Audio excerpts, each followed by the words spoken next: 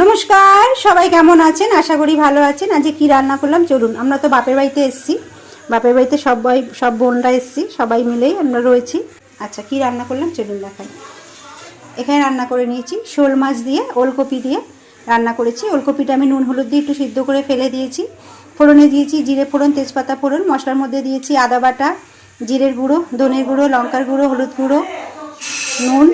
নামানোর সময় দিয়েছি ধনে পাতা, একটা টমেটো দিয়েছি, দিয়ে ভালো করে এটা শোল মাছটা রান্না করে নিয়েছি। আচ্ছা, এখানে রান্না করে নিয়েছি আর মাছ কষা কষা করে নিয়েছি। দেখুন,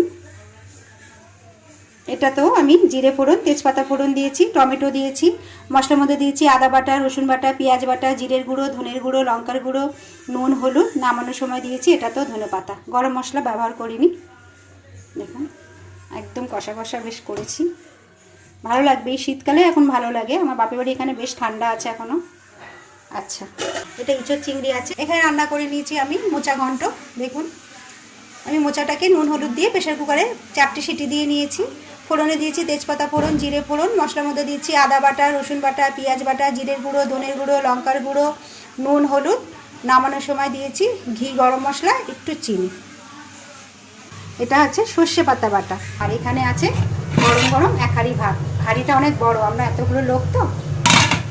আচ্ছা, তাহলে আজ এই পর্যন্তই। এখানে আছে আর মাছ, এখানে আছে শোল মাছ ওলকপি দিয়ে, এখানে আছে ইঁচড়ের তরকারি, এখানে আছে মোচা ঘন্ট চিংড়ি মাছ দিয়ে, এখানে আছে সর্ষে পাতা বাটা। ব্যাস, তাহলে এই পর্যন্তই। সবাই ভালো থাকবেন, সুস্থ থাকবেন। আবার সবার সঙ্গে পরে দেখা হবে।